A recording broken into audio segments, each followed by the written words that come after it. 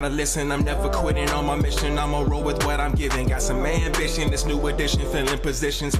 Looking at the void in myself and feeling what's missing. Better watch the way you going, better go in the right direction. In the moment you stressing, but you gon' be counting blessings. And I know that for certain. Keep on working, open curtains, haters swerving, cause they ain't ready for your final version. Whoa. I'm never gonna give up, fall down, I just gotta get up, yeah. Cause this is my road, let's camera action, I'm ready to go. You're listening to the Tom Ficklin Show on WNHH-LP 103.5 FM, your home for community radio. Hello, everybody. My name is Bernard Macklin. I am the Outreach Education Coordinator, Vaccination Coordinator for Southern Connecticut State University, Department of Health and Human Services and Care, Community Alliance for Research and Engagement. Today, I have three very esteemed, profound individuals today that came on the call, and we're going to begin to talk about trusted messengers. And I couldn't help but bring these three individuals onto the call because these are people that you should know. And if you don't know them after today, you will know exactly who they are. I believe, the work that Sean and Marquita and Kimberly are doing in the community is so profound. Some of you have probably seen their work and some of the actions that they have taken in this community. So I'm just going to introduce them real quick, and then I'm going to allow them to come and tell you a little bit more about themselves. Sean Reeves, I met Sean not too long ago, and when I listened to Sean's story, and I listened to the very things that he had overcame in his own personal life and the work that he's doing in the New Hallville communities and surrounding areas with the young people and teaching them so many different things when it relates to how to be a better person in their communities, programming and all those beautiful things. And I know he's a surviving father of a lost son. And I think that's one of the things that's pushing him to the things that he's actually doing in his community today. When I bring him on, he would tell you just a little bit more. Then I have Dr. Marquita Taylor, who is the Assistant Director over Health, Equity, and Leadership here with CARE as well. And I cannot leave out Kimberly Griffin Artis, who works with Cornell Scott Hill in the Department of Marketing and Community Relations. So, I just want you all to start just clapping right now for these three profound individuals. And I'm so glad to have all three of you on the call today. Welcome once again to all three of you. Let me wave and you can say hello to the very people you're going to be talking to. One of these, my man is in the hospital. You know what? This is why I love Sean. The man in the hospital right now, and he's still on the call. Now, this is what I'm talking about. I do appreciate that, Sean. I heard that something that happened. I just didn't know all of the significance of it.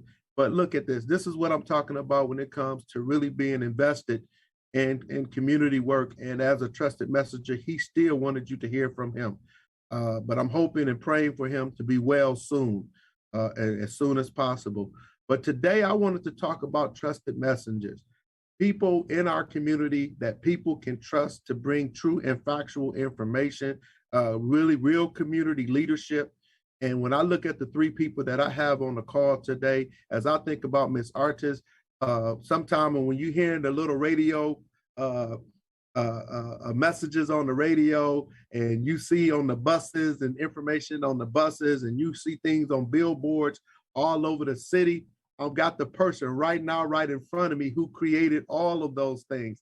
And she's going to tell you just a little bit more about herself. When I look down to my left and maybe to whatever you see on your screen, when I look at Dr. Marquita Taylor, when I look at the work that this young lady actually is doing in the community, offering leadership positions to people that actually live in those communities where you can take an active part in changing the very essence of your community. This is the one that actually some of you have already heard that has brought community leaderships and community leaders into your communities in the past, and she's currently doing those things right now. So I'm gonna allow her to come on actually and tell you just a little bit more about herself. as well. But if I can open the floor, I think I'll start with Miss Marquita Taylor, Dr. Marquita Taylor, just to come in and tell us a little bit more about yourself. Of course you would. But thank you so much, Dr. Macklin. Also, good morning to Kimberly and Sean. It's amazing to be among such amazing individuals, leaders, and esteemed guests as well. Thank you so much for having me. I get to do some of the most fulfilling and amazing work that I've gotten to do in my entire life. It's absolutely beyond anything that I could have asked for or imagined in this work or this role. And I am happy that I get to do it at CARE, which is housed at both Southern and also the Yale School of Public Health. So every year for the last several years, CARE has facilitated programs to train leaders around ways to improve health in their communities, among their neighbors, among their family, among their friends, and to be those trusted messengers. We run the New Haven Health Leaders program, as well as the Community Research Fellowship. And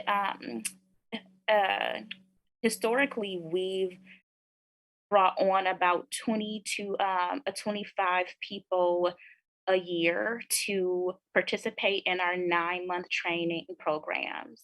In these programs, the leaders learn things to help improve health overall. So not only are we doing a leadership development, but they are getting essentially a crash course in material that a lot of us have studied for years. And we are breaking it down in ways that everyone can understand. It's easy to take in, but also easy to send back out there. So everything from the social determinants of health to community level health interventions, a community leadership, project development, health disparities, we get to teach it all. And it's important that it's coming from that it is going into the minds of folks that people already know, love, and trust, and it is coming out of the mouths of those same people. Another exciting thing is that because we have been so successful in this work, we are doubling in size for this next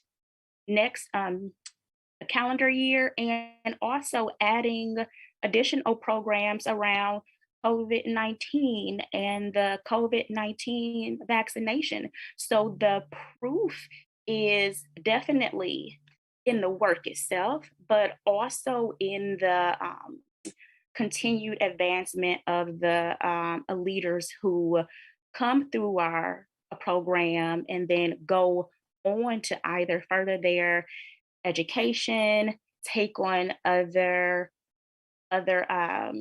leadership roles in their community, or actually get hired by CARE. So we are making change on a variety of levels here. Thank you. Wow, if I could take myself off mute.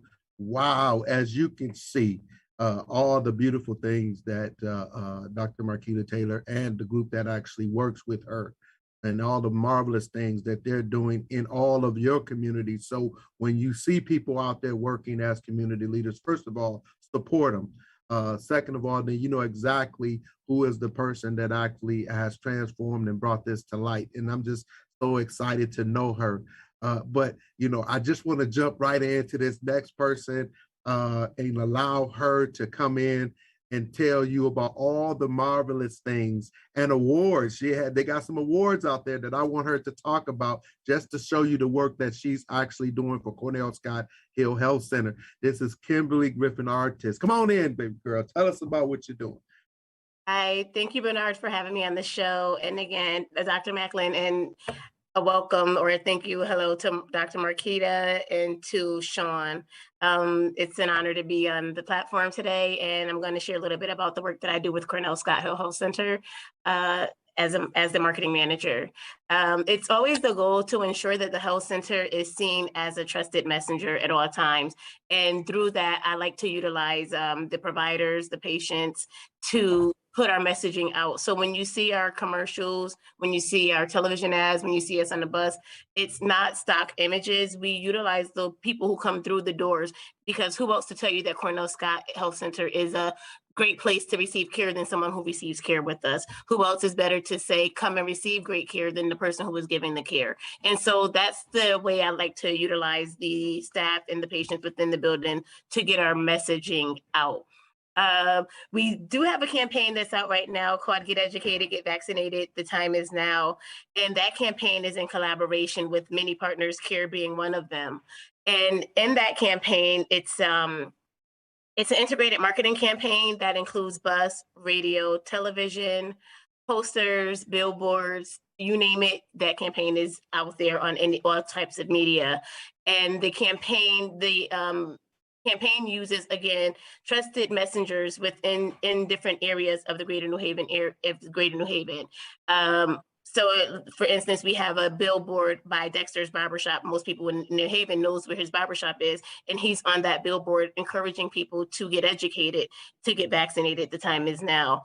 And then because of this campaign and the impact of it, it's received 2 international marketing awards. One is a Marcom, the other is Shine. And those awards, the other campaigns that won on the same level as this campaign were international marketing giants such as Toyota, Verizon Wireless, Nissan, the FDA. Our campaign that we did for a local community health center was able to come in at the same level as these international campaigns because of utilizing trusted messengers, understanding how to get this messaging out to the community. And something else I wanted to mention is that everything that we do is done internally. We don't hire or outsource to anyone. So when we're putting this together and we're putting it out into the community, there's not a marketing firm working behind us. It's sort of a concept that's normally developed within the office. I spearhead a lot of the creative within the office, and then I have a team that I work with, and we develop it inside. Commercials are produced and directed through the health center. I do a lot of that. So all of the campaign and the work that we do internally, that you see externally, it's done internally with a small group of local artists. And so I just wanted to share a little bit about me and the work that I do. Between the two of you, I think the show is over.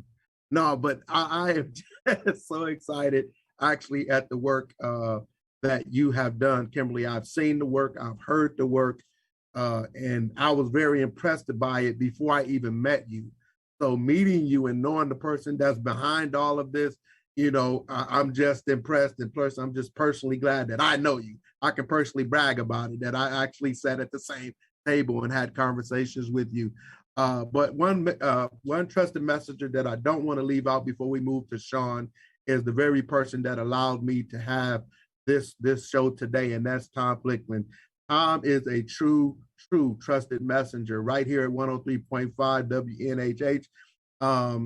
He actually, anybody that I've gotten to know in this community in this short time that I've been in this position, Tom Ficklin has been that guy. He tried to stay on the low, but I'm gonna put him out there.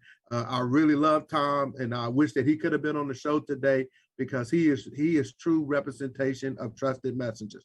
But I wanted to wave out to Tom and thank him once again for allowing us to be here today. This next brother, I tell you, after talking with Sean, and even today, I'm extremely impressed because Sean could have canceled due to his current situation. But I'm so proud of him that even through what he's dealing with now, he's still proving once again why he's the man that he is. And I would just like to, Sean, you're only going to hear his voice. But he isn't, he's taking care of a few things, but he came on the call today And I just want Sean to come in just to tell you a little bit more about himself, what he's actually doing out here in the community as a trusted messenger. Sean, welcome to the show, my brother. Thank you guys for having me, Bernard. So a little bit about my background. You know, I'm a lifelong community resident, 10-year survivor of homicide now, which has placed me in a space inside of my community to start really trying to figure out how to help. You know, that was really one of my main things. How do we help this community change its current outlook to be more successful in the future? During that time, you know, community activism became one of the roles that I took on. In 2013, I got with a partner of mine. His name is Edward Trimble. He's the founder of an organization which we call Sport Academy. And that word sport is an acronym. It stands for Street Poets Cipher Real Truth. So I'm the Minister of Information. And what that says is that instead of giving information that's inaccurate, our job is to give our community the best information, the most accurate information that we can come up with and give to them so that way they can make informed decisions that can fuel and propel their lives to be more successful than ever. I met Dr. Taylor during my stint first at Dwight Hall due to our other trusted messenger, Tom Ficklin, right? It was a program for persons like myself who have some other ideas and opportunities to try and bring it to the community. So I went there to implement or set up what was going to be a financial literacy situation. Financial literacy was one of those things that are plaguing our community members. So we went there and we did that. After the Dwight Hall, you know, Ms. Taylor switched over into the organization that she's with now, which is CARE. And they had the cohort, the research cohort. So, you know, I joined the research cohort, one, because it was important to me. My mom was a 20-year cancer survivor who passed away in 2019. So it was interesting that, you know, a lot of the topics were stemming around cancer research and things like that. So it was a way for me to kind of get a little bit more information, but also the way it was presented, you know, it was a good opportunity to start getting ourselves connected into the health community to get more valuable information and to be able to disseminate it back into the community in ways that are going to be more beneficial for us. We have a real lack of information that's shared with us throughout our community on almost every level. You know, we get things at the very last minute. We can't participate in a lot of the research cohorts or the research that's taking place in the medical field due to, you know, just a lot of different particular things. Some of us, you know, we know in the community that our people don't really read a lot. So, you know, why would we give them a questionnaire of 50 to 80 questions if we wanted them to try and participate in something? So, you know, the goal was to really be considerate of whom we're working with, whom we're dealing with, how they address things, and make it more streamlined and efficient for the community members to be to benefit from all of these opportunities.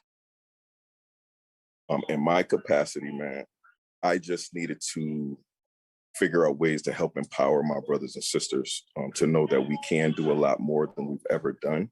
We've always been told everything that we can't do and never really get told what we can do.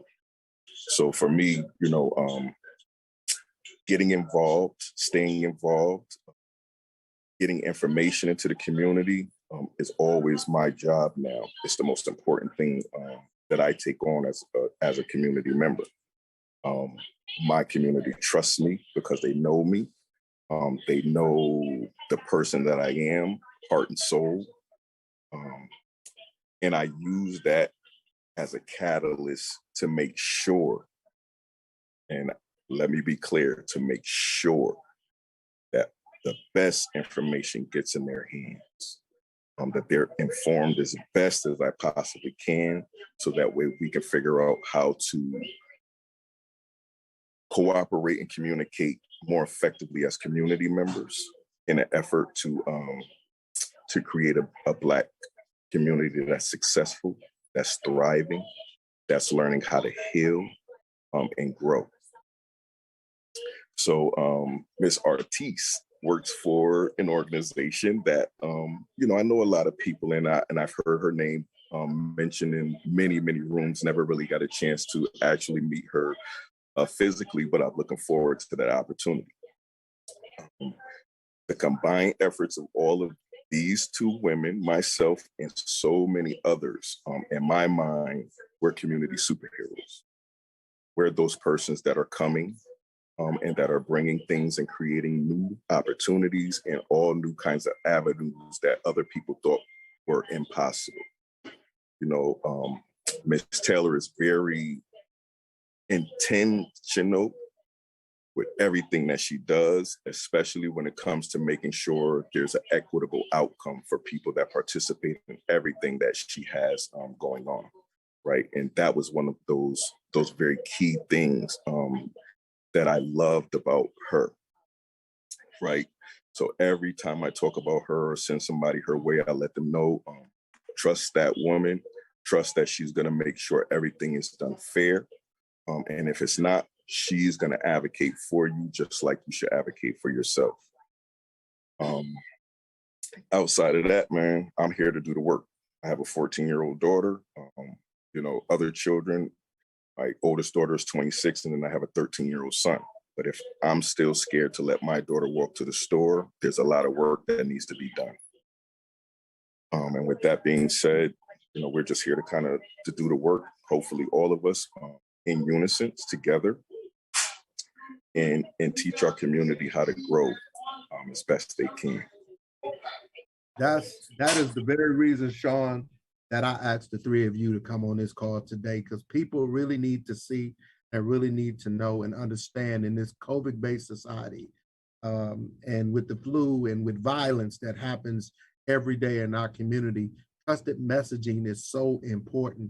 And people need to know where these messages are coming from so we all can join in, as you've already said so very eloquently, as representing these other two individuals on the call, and the work that all of us need to do in this community to make it safer, better, medically safer, make it legally safer, make it economically safer for all of us to live in this community and not be afraid, as you already mentioned, to allow your daughter to walk to the store in the very community you live in, and to be able to go to a clinic and know that you're going to receive the best services out there, and to know that you have individuals that have been recruited by CARE under the leadership of Dr. Marquita Taylor, and have people looking just like you, that you already know, just as yourself, Sean, that's out there really trying to work to be effective in the messages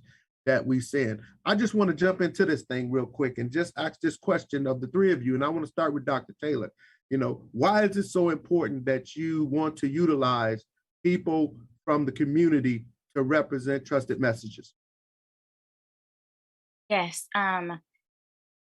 that's a really, really good question, and I definitely thank you for it. So I say this often. I have a million degrees, but the bulk of what I learned, cannot be learned in books. I don't care how many letters I or any other people have behind their name. Community knows exactly what community needs. What they don't have oftentimes is access or the resources to get it. That's where I come in. My job isn't to be the face of anything. It's to put people in position. It's to put people in position from these communities to do that. So why trusted medicine? Like, why is it important? Why not? Why not? If there is an opportunity to put people in position and provide them with tools to teach someone. Also, financially support those people for doing that. This is a win-win. They might not trust the president, but they may trust their neighbor. They may trust their pastor. Right. Right. So yeah, that's why it's important. Like it is not about me. I don't care that people know my name. I don't want to be in the forefront. I want to put people in position though, because then those people put other people in position. And the more you know, the more you know. No, you caught me by surprise with a little something that you said. But You said financial. So these people actually paid to do this work? So CARE provides a stipend for every single one of its training programs. So not only are you in monthly sessions with us to learn about all these things, we also financially support them for their time. So all of our leaders receive stipends for about $3,000 for their time. I think that that's something that from an equity standpoint, CARE stands on. I will never advocate for free work from anyone. If you know me, you know I am always trying to find ways to get you paid. So we pay you for your time. Yes, you learn, but if I'm being honest, in our sessions, the learning goes both ways. I'm not from New Haven. I've been here for 4 years. So I know theory, I know book, I know content, I know a bunch of stuff. But when it comes to New Haven, they are the ones teaching me and also my team. So the learning goes both ways, and I don't accept things from people for free. I'm paying you. You know what? That's one of the bigger things that I respect about you. You know what I mean? That you take this thing very seriously and the work that comes with it, and you want people to benefit. And I wanted people out there to realize that you know, we got people that really care about economics as well as the information of receiving factual information and not information that's made up or our opinions. We want you to get the real deal, but we're using people that live in these communities that you trust to give you this information so you can feel comfortable believing in the science. And that's where a lot of us begin to have hesitation, is in the science. That brings me to Miss Griffin Artis over here. You know, all the awards, everything that you've done to receive your accolades, which I definitely clap to because you're well deserving of those things, you know what I mean? But when it comes to sending messages out there, where do you get the ideas that you come up with?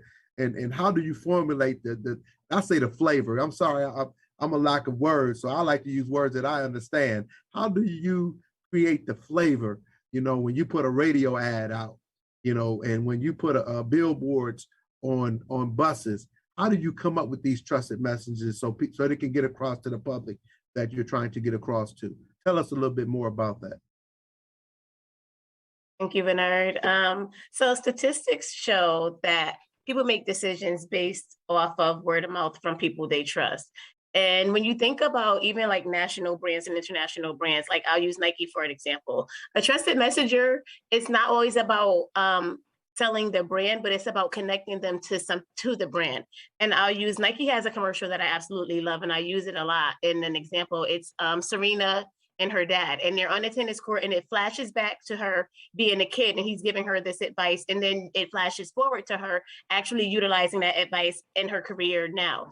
And the message of the commercial is just showing a parent's love. That has nothing to do with selling a sneaker. It has nothing to do with selling a hoodie. However, it has a connection. It connects people to someone that they trust. They see the success that Serena has, and it makes them connect to the brand also. And so you want to, when you're selecting a messenger, you want to select someone that's not going to just connect people to your services, but connect people to who you are as an entity. So that you don't want to just connect them to, okay, well, I don't want to connect them to just a pediatrician. I want to connect them to the health center as a whole. I want to introduce them to who we are as an entity, and someone that they will trust and they will follow. So a lot of times when I'm thinking of who to use for like a commercial, for instance, the last few, the voice of the health center now is Frank Brady, and some may know him, some may not, but I utilize him, and he was an unconventional voice to use when you think about what statistics say about Black men in healthcare. But I felt like we needed to turn that around because I wanted people in the community to see a Black man in a position that's telling you to get educated, get vaccinated, to tell you to go and get checked up, to tell you, and it's working well. The connection has been flawless and it's been amazing. And I feel like it's breaking down barriers that people have placed up. And one of the things that I try to do is I try to think outside the box when I'm creating marketing. I see what everybody else is doing, and I'm like, yeah, let's do the opposite. So I see if they're using like jazz music in the and they have someone singing, you know. I remember back in the day, Community Health Network had something where they were singing like a little slogan. I'm like, no, that's not connecting with the audiences that we're trying to reach. We have to think about what's trending, who's out there, who people are listening to on the radio, what's moving the economy, what's moving the demographics that we're trying to reach. And right now, Frank is the move. His voice is resonates. The music that we choose, we use local. What's the word I'm looking for? People who make music. Local. I can't hear you, Bernard, but we use local engineers to create the music. We work. I feel like we do everything locally to sort of get the vibe, people who understand the people that we are trying to reach. A lot of times you'll have people go to an outside marketing firm or outside source that has no connection to the community that you're serving. And like what Dr. Marquita said, she's from the outside, but she connected with people who are on the inside who can help her to understand the audiences that she's trying to reach. And that's extremely important. If you don't have someone who understands who you're trying to reach, your campaign is pointless because it's not going to connect. It's not going to do what you set it out to do. And it's just, you're putting money into something that's never going to bear fruit. And so the goal that I always have is I want anything I put out in the community, I want it to bear the fruit. I want to see a return on everything I put out in the community. Therefore, I need to be intentional with the campaign that I put together, the people that are working on the campaign, every aspect of it. They have to understand the community. They have to understand the goal, at the end goal. They have to understand that not to speak above people, but to speak to them, to be a voice that's warm and that's comforting to people, to be a voice that people can relate to and people can trust. And that's what it's many elements to putting. It's not just the person who's speaking on the front. To me, it's the people who are working on the background as well, putting the graphics together, utilizing the right images, picking the right pictures. When it comes to you, people want to see themselves reflected in a way that's respectful. And a lot of times people forget to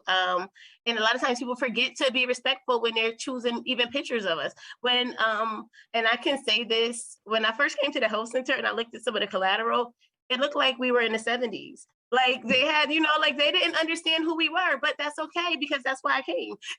Some of the images, and that's one of the things that my boss first showed me. She was like, Kim, look at all of this. Like, we need to change this. We need to turn this around so that we can show we understand our audience. And that's one of the, so it's important to be respectful of your audience.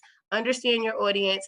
Make sure that you have collateral that connects to your audience. Make sure that you're being respectful in the way that you speak to them and not at them. All of those things matter when you're creating a campaign that you want to be successful. You know what I can say? When I first heard the first radio ad and, the gentleman you were talking about came in and, I found the little groove that was behind it. I found my little head nodding, because it caught my ears and then it caught my eyes. So I trust in what you just said is actually true. I wanted the audience to start to catch on when you look at the three people that I have on this call today. One is coming from a real point of view, and I'm about to bring him in now. One is coming from a real point of view, how he lived it, in his own life, early years, how he transformed and how he became the father that he is now. And then I have one that believes in community equity, bringing economics back into the community. And then I have my person right here that's bringing that media to you to help you understand a visual representation of us as Black and brown people in this community. Sean, when I think of this question about to ask you, brother, it gets a little deep, because in trusted messaging, as it relates to the violence that we deal with in our community, kind of what is your focus on that? And what do you see and things that you want to change so our communities that we are free from violence, unnecessary violence? What is the one thing or a few things you want to talk about to help people understand your view with this topic as a trusted messenger? So first of all, let me state, I lived the life. I figured out how to get out. Now I'm trying to figure out how to get our children out, right? We're going to end these cycles one way or the other. My friends are no longer the ones being gunned down. It's our children, right? So with that being said, my job is to empower myself, first of all, and empower as many other fathers and mothers that are still actively participating, to understand you don't have to get all the way out to want to get out, and start the process of getting yourself and your children out of this madness. Most people think we need to be perfect. I'm far from perfect, man. Far from perfect, right? I strive for perfection, and I seek change. So I don't want to be the only trusted messenger. I'm a regular guy. There's a million me's in my community. They're just not activated, right? So I took it upon myself to be one that if everybody's looking at me, let me be that beacon of light that allows sparks and others to become beacons of light inside of the community as well. I have found a bunch of beacons during my time of need. So many individuals that came out of the woodworks to help me maintain and become strong enough to get to where I am today. Right, without those mentors, without those kind words, without the love and support that I get from this entire city, I don't know if I would be here speaking to you guys at this particular point. Right, so again, becoming trusted messengers is a necessity. We need these things here and there. We need to understand the complexities of what's kind of going on inside of our community, political-wise, education-wise, and every other area, and figure out how do we become more effective in change. Change doesn't happen by asking. Change happens by doing, right? So we're going to continuously do, and we're going to empower others to do the same. I've been through the mix. We all know that. 3-time convicted felon, all of that good stuff, man. One thing I tell people, though, is I had the opportunity to go to college. I just didn't take it. I was too smart for my own good. But I've never stopped trying to learn, never stopped trying to grow. And this is what I ask of my peers and my friends and my community members. Learning is a lifetime thing. We're going to learn something all the way up until our time when we're going to cease to exist here. We're even going to learn then. But, with that being said, I'm just here. I'm not trying to be the face, but right now I have to be that person. So, if this is the role that the Most High put me in, I want to be most effective in it until other people can step up to the plate. And I don't have to have people behind me. I can have people on the side of me, right? Right now I'm down and out, but my community is standing stronger than ever. I'm ready to take their spaces and support everything that I've currently had going on and things to come. So this is the power that we as individuals hold in really empowering our community members with all of our efforts. I commend these ladies. I thank you, ladies. First of all, let me say thank you. I just got here, so I'm happy to be here now. I'm going to remain a champion for as long as I possibly can. Right now, I'm dealing with my health because I understand my health is my truest wealth, and without it, I can't help my community. But outside of that, man, we're here to do the work, and we're going to continue to do the work. And as long as I have a voice, even if I'm not on my feet, I can speak. You will hear me and you will see me. So this is why I'm here this morning, and this is why I did not cancel. And let me be the first one for thanking you for not canceling. But my concern still is for you. Now that I know a little bit more, my concern is for you and anything that we can do. That leads me to this thought, and to this next question, and anyone can come in and answer it as stated. But first, let me say once again, we on the Tom Ficklin Show, 103.5 WNHH FM. You know, when I think of the three of you, let me say this to you directly to your faces. There's nothing wrong with being where you are and being the face. Somebody has to be the face. And trust me, I heard you say you don't want to be, but somebody has to be. And there's nothing wrong with having three very willing bodies to take on this task. And this brings me to the question that I have. I know we can't do it alone, and we can't do it without support. And what you're doing, how can we as a community support the very efforts that you're trying to do and entrusting us with the messages that you put out? How can we support them? Where's the need of support for what you're trying to do? Either one can come in and take a few minutes just to answer that question. You know, how can we support what you're doing? So let me just go first real quick, and then I'm gonna have to jump off. Okay. But for my community, I just ask them, find a space for yourself. Find what's comfortable for you, and then support that cause. Join hands. You don't have to do anything that you're not comfortable with, but remember, you have to do something, or else nothing's going to change, right? So support whatever efforts you seem fit to support, whether it be education, education and health, whether it be education and community economic development, you know, whichever you think is comfortable in something that is appealing to you, then support that. Don't be scared to join hands and get that notion out of your minds that Black people can't work together. We've done it in history over and over and over again, and I can't stand when people say that to me because it's a falsehood. It's no truth in it. Thank you, Sean. Thank you for coming on. I know you got to get with your doctor, man. Thank you for coming on and taking the time, man, even in your situation to come on the call. And your words, man, is inspiring, man. But I actually want the words to be revealed and the community to jump in and take those words and put them into action. You said it yourself. Nothing means nothing with words if there is no action. You know, so brother, we definitely are here to support every effort in all communities in the districts that we live here in New Haven and set the example for the rest of the nation on how we can get this done. Thank you, my brother, man. I look forward to talking with you again real soon. Thank you, guys, and I'll talk to you soon. All right, brother.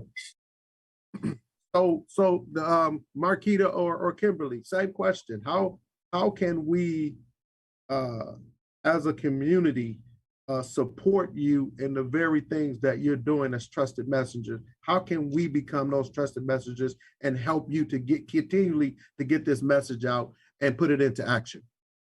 So Bernard, I feel like you touched on it a little bit when you said, don't be afraid to be the face, right? Because a lot of times people feel like they have to play the background, but what you can do is be your own ambassador for your own health.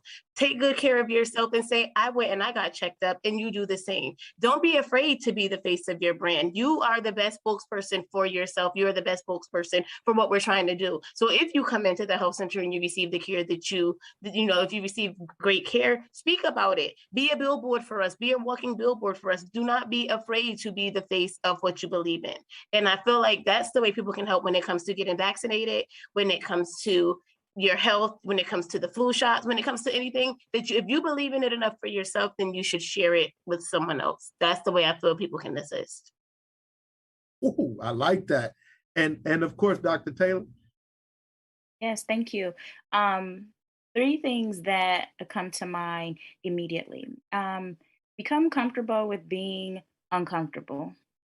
There are conversations that need to be had. There is work that needs to be done, and there are stories that need to be told that sometimes are uncomfortable for folks, but we need to hear that. We need to know those stories, and we need that a participation from those individuals. I would say my second thought is to seek out information, seek out resources, because it's out here. CARE supports the community in so many ways, and we actually care about the people and they become family. So spread the word, share, become comfortable being uncomfortable because you could possibly be helping someone else. Yeah, I think I'm going to leave. How do we promote equity? With that in mind and support, how do we promote equity, in this whole thing? When you think about from a health standpoint, when you think about from an economic standpoint, even with Sean Levy, when you think about the violence that we deal with in our communities, how do we promote equity into all of this? Yeah. So there's no obviously one solution, but the first thing that comes to mind is to lift as we climb. So the more you know, the more you know. Someone like we need to always be continuously bringing people along with us. So, for example, Sean recently completed our community research fellowship. I said, Sean, send me people. Who you got? Who do you know? Who can I train? who like we could again put in position. Equity is a matter for all of us. And it's not just a lens. It isn't something that we just include. It's something that should be ingrained. And I think that we can get a bit of a handle on it if we lift as we climb. Like our information that we are learning is not just for me. You can consider me a public health subject matter expert, but I did not study that to just keep that to myself. No, is to share, is to bring people along the a journey. It's to help change lives and improve the health of communities. So, instead of thinking of, okay, we need a chair at this table. No, how can we build a longer table? Because one chair is just really not enough. So we build in longer tables. We are lifting as we climb. We are thinking beyond just today. We are definitely forward thinking,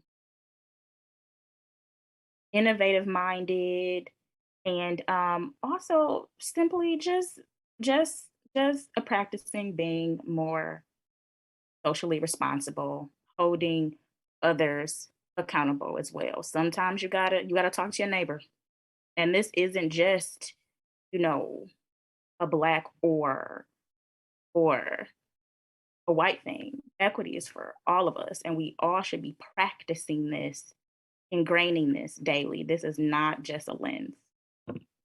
Kimberly, just kind of finalizing the statement, we've reached that time. Wow, time has gone so fast. An hour goes very quickly. But how do you choose to promote equity, and kind of taking us off? How do you promote equity from a media standpoint? What kind of messaging are you sending out to the community to help them to understand equity and being equal and promoting equal and equality in our community? Again, it goes back to utilizing trusted messengers, working with trusted local media, newspapers, local trusted resources, sharing information that is reputable. You don't want to just be passing stuff along. You want to make sure that whatever you share, it's correct information. You don't want to be putting anything out in the atmosphere. And during like this whole thing with COVID and everything, you've seen so much misinformation. And so it's important to ensure that when people are hearing from you, they're getting information that is correct. They're getting information that is timely. They're getting information that is relevant and that they can relate to. It's not so high level that they can't understand it. It's also important to use like the local resources that we have. Like there's so many resources that we have in the community. Connect people to the resources. You might not have all the answers, but be a resource to connect people to other resources. That's important in achieving the level of health equity that we want to achieve. And so those are sort of the guidelines that I use. It's important that information that you put out, it has to be information that can be trusted. And then if you don't have all the answers, don't be afraid to connect them to the correct resources. I am so grateful that you all came on the call today. Thank you for being the advocates for the New Haven community. There's nobody like you anywhere, and there's nothing wrong with being the face of this community. I appreciate you. I'm glad I work with you. I work beside you, and if I had to work behind you, I'll do that too. I'm just appreciative of the three of you that actually took the time out to come on the call. If you're looking for them, you can find them right here at the Southern Connecticut State and Cornell Scott Hill Health Center. Sean is always out in his community. You can find him. If you're looking for us, you can gladly call us anytime. Thank you all for coming on the call today, and I'll send you peace and love.